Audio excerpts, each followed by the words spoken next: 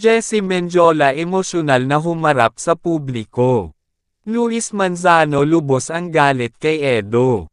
Isang matinding dagok ang muling yumanig sa pamilya Manzano matapos kumpirmahin ni Jessie Mendiola sa isang emosyonal na pahayag sa publiko na tuluyan na niyang nawala ang sanggol na ilang buwan na rin sana nilang inaalagaan sa kanyang sinapupunan.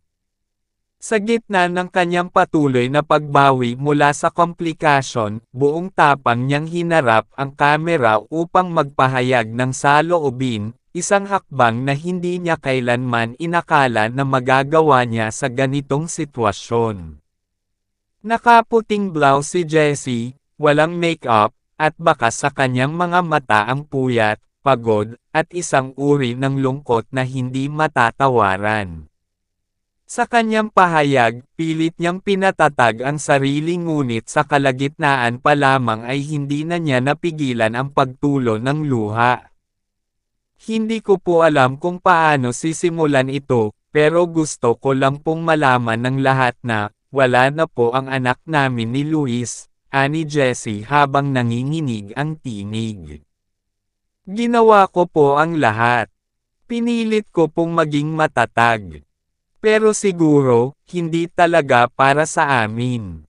Ayon sa kanya, ilang araw matapos siyang makalabas sa intensive care unit ay kinailangan niyang sumailalim sa isang follow-up ultrasound kung saan nakita ng mga doktor na wala ng fetal heartbeat. Sinubukan pang i-monitor ito sa loob ng 24 na oras, ngunit sa huli, kinailangan ng pormalan ang pagkawala ng bata sa medikal na talaan. Hindi na rin napigilan ni Jessie ang pagbukas ng damdamin ukol sa pinagmulan ng kanyang matinding stress na, ayon sa mga doktor, isa sa mga pangunahing dahilan ng kanyang pagkalaglag. Sa gitna ng kanyang pahayag, tahasan niyang binanggit ang ama ni Luis Manzano, si Edo Manzano. Wala po akong galit noon. Nangyari ang lahat, tiniis ko. Umiwas ako sa gulo.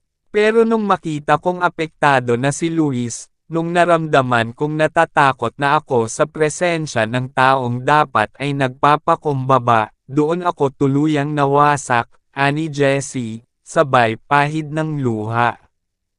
Bagamat hindi niya direktang sinabi ang lahat ng detalye, malinaw ang pahiwatig ni Jessie na ang tensyon sa pagitan niya at ni Edo Manzano ang isa sa mga pangunahing dahilan kung bakit siya nauwi sa pagkakalaglag. Pinili niyang hindi na isalaysay ang buong insidente, ngunit sinabi niyang hindi niya ito basta nalimutan. Maraming beses ko pong sinubukang manahimik. Akala ko po, matutudukan ang sakit sa pag-iwas.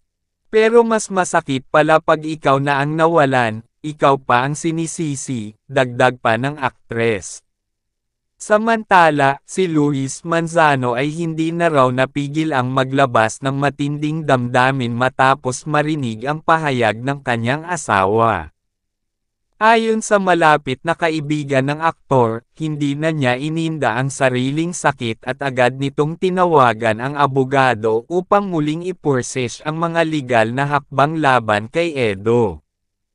Masakit na ang mawalan ka ng anak, pero mas masakit na makita mong unti-unting nawawasak ang asawa mo dahil sa mga taong dapat sana'y umaalalay sa'yo. Sa puntong ito, hindi na pwedeng manahimik, ayon sa source. Ayon pa sa ulat, pinirmahan na ni Luis ang bagong affidavit na magpapalakas pa sa kasong isinampa niya laban kay Edo Manzano. Sa dokumento, idinetalye na umano ni Luis ang matagal ng pattern ng emosyonal na tensyon at insidente ng verbal harassment na naranasan nila ni Jessie sa kamay ng kanyang ama.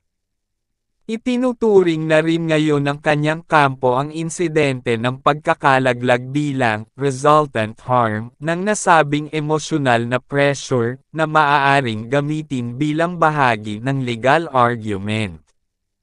Ayon sa kampo ni Edo, wala pa rin silang pahayag sa bagong revelasyon ni Jessie at Luis. Gayunman, inaasahan ng media at ng publiko na mapipilitan na silang maglabas ng opisyal na sagot, lalo't sunod-sunod na ang mga panig na nagsasalita at lumalabas sa mga balita. Sa ngayon, hinihiling ng kampo ni Jesse na mabigyan siya ng sapat na panahon at espasyo upang makabawi, hindi lang sa pisikal na sugat, kundi lalo na sa emosyonal na sugat ng isang ina na nawalan ng anak bago pa man niya ito may akap. Samantha,